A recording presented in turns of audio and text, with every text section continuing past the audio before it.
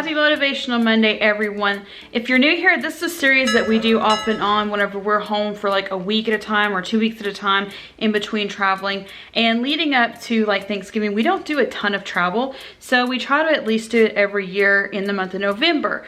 This week, I'm going to include a clip right here where I was finishing up some of the cleaning that I had started during the Power Hour cleaning video that you saw last week. And I wanted to just kind of finish that up for this week. For the first week in November for the Motivational Monday, I'm not really going for like a strict schedule of Monday I'm doing this, Tuesday I'm doing this. Honestly, mostly I'm just doing some basic tidying up and getting the house ready for like deep cleaning leading up to the holidays. So let me put some music on for you and we shall have some super fast cleaning mode.